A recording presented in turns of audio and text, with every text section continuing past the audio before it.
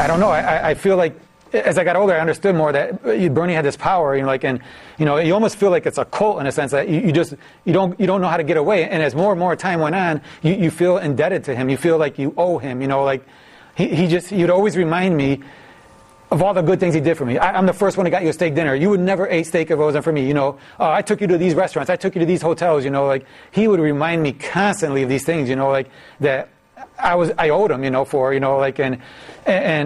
first I don't know why. I remember being so confused. I remember the first time it happened, I just was like, I couldn't believe it. I ran home crying and just sitting in bed like, what the heck, what is wrong with me? I just couldn't believe it, and I just thought maybe it wouldn't happen again, but I just remember as time went on, you just feel like you can't do without him. You can't live life without him in a sense because he does so much for you and he makes you feel that way. I mean, he just makes you feel like that you owe him so much. I mean, like I said, I stayed there so many times. Like during the summer, I spent more time there during the summer in my own house. I would constantly just stay over there at night, in the basement. I mean, I feel like that was my house. I mean, like I remember more about that house than I remember about my own house. I mean, and to this day, I feel bad that I didn't spend much time with my family. And they always say, they always say, you never did anything with us, and I didn't. I didn't go to camp with my parents. I would always go with Bernie to a recruiting trip or a basketball game or camp. I spent 3 weeks at basketball camp every summer for 7 years, and it happened there in the dorms. Bernie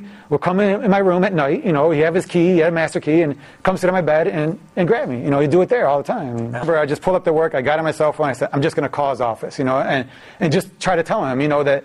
Bern, I care about, because I was afraid that no one ever confronted him. No one's ever stepped up to him and said, you need to get help, like you need to take care of this, Bern, in a kind of in a caring way, and I called him and I said, Bern, you need to get help, I'm doing this because I want you to get help, and he just said, oh, you're trying to hurt me and my family, just get, stay away, blah, blah, he's like got mad at me, and I was like, you don't understand, Bern. I'm saying this because I don't think anyone ever has, to you, and everyone just basically does whatever you want them to do, and be quiet and hush hush, and I'm trying to help you, and he just, got mad at me, and I just hung up, I just said he's not understanding, so.